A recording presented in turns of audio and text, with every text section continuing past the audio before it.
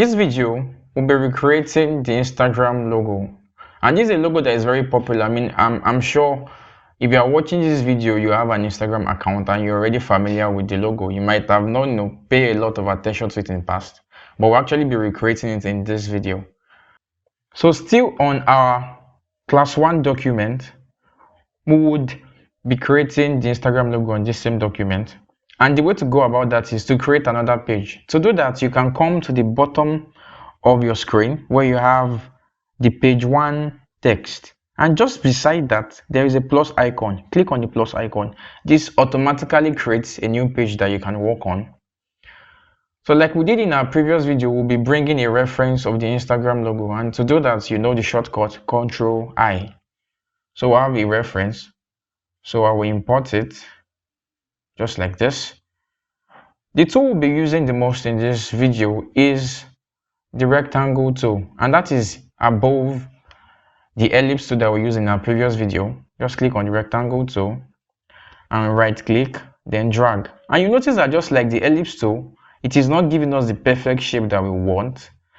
Now we want a square because the Instagram logo is actually a square with rounded edges. So we want a square, and to do that, you click on your Control key while dragging, while holding down your right click and dragging your mouse.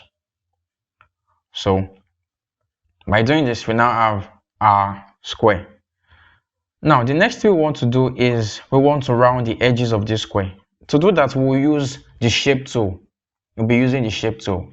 Now the shape tool is just below your pick tool. It is this shape when I'm clicking on, so I'll click on it, and you see immediately I click on the shape tool, we have these black dots at the edges of our square.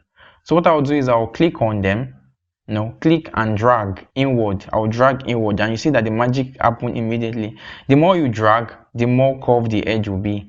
So I think it is okay at this, at this shape, it is okay. So I'll exit the shape tool by clicking on the pick tool. Exit the shape tool. The next thing we want to do is we want to duplicate this shape. And just like we did in our previous video, the command is Ctrl+D. Ctrl+D. So by duplicating it, I'll click on this cross shape at the middle, and it is called the center. Click on it and bring it to the center of the previous one. Now we've aligned them perfectly. So while you come to the edge of this shape, this 6 dots, the edge, the one at the right bottom part, so you click on it. So while clicking on it, while holding down on your right click, you will click on the shift key. The shift key helps us to effect the same thing that we want, the same action that we are taking on the point we've clicked on all the 4 edges of the square. So by clicking on shift, if I don't click on shift and I drag this, it will make it smaller, but it is to one area, so I don't want that. But see that when I click on the shift, it immediately makes the action take effect on all the 4 edges. So I don't really want it that small. I will leave it at this size, I guess. I think this is perfect. Yeah, this is perfect. Now we want to also duplicate the shape as well. Just press your Ctrl+D, and you see it is already too tiny, so we won't go with that. Now the next thing we'll be doing is we'll be drawing a circle in between these shapes. A circle. Let me increase this a little bit more. We're drawing a circle, so we'll click on the ellipse tool, the same procedure as our first video. Draw a perfect square by holding down our our Control key, and we drag it to the center of the shape we are building. Drag it to the center. We'll make this a little bit smaller. I guess it's too big. So for these two shapes, there is something I want us to do to them. We want to increase their outline size, the thickness of the outline. I talked about outline in our previous video. So we want to increase the thickness of the outline. So we can get these guys here. We want to increase the thickness.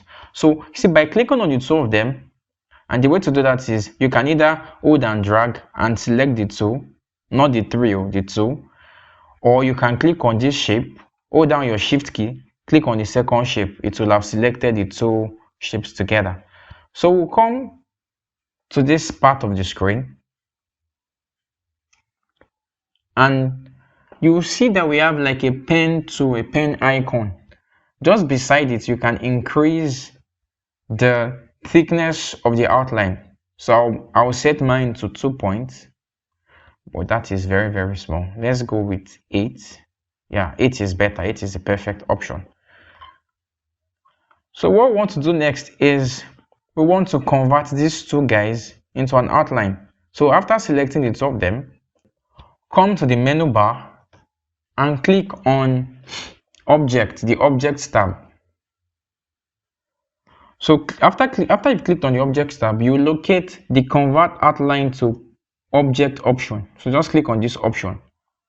Now the reason why we did this is because we want to treat these guys as an object and not as an outline. So if I have not converted them into an object, this is what I will have gotten. I have selected the two of them. If I try to give them a color, for example, it will only take effect as them as, you know, it will not really work on the outline. But I want the outline to be the one taking the color.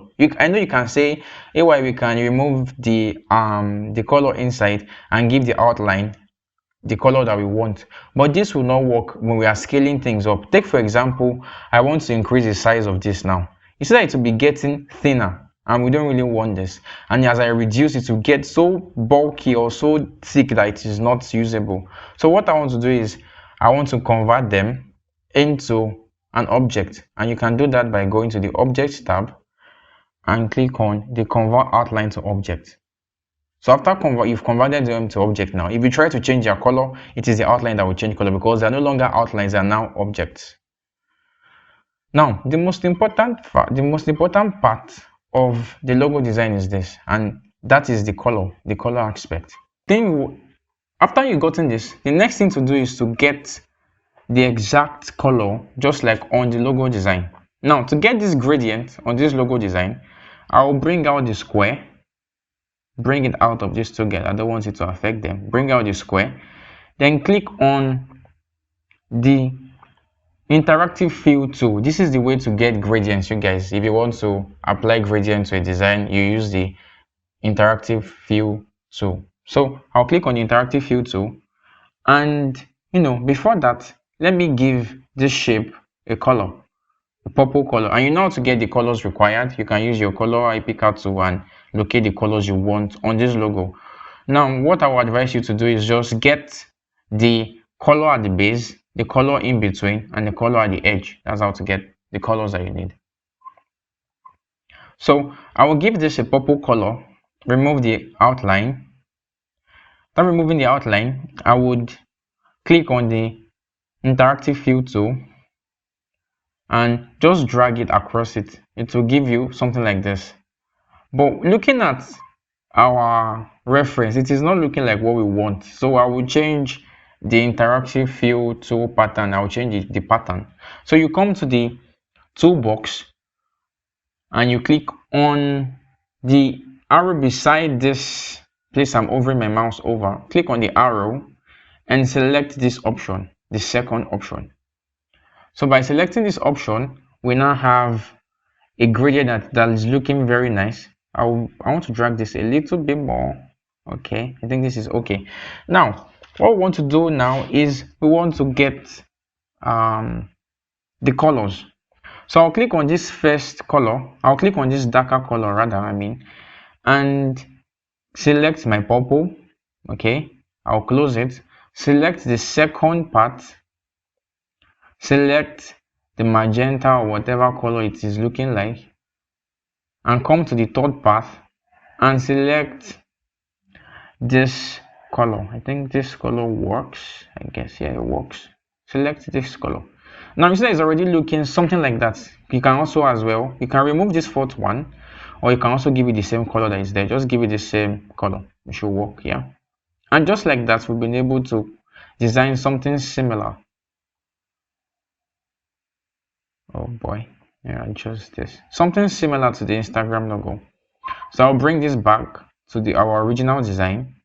Now, what I want to do is, you see, it is not in the right position. So select the object, then come to the toolbox. You see these two icons, they are used for flipping or mirroring the objects you are currently working on. So I would click on the first option to mirror it down. So we have something like this. Now you might say it's not quite looking like that, so I will select the two shapes at the middle, select the two of them, give them the white color, and now we have something similar to the Instagram logo.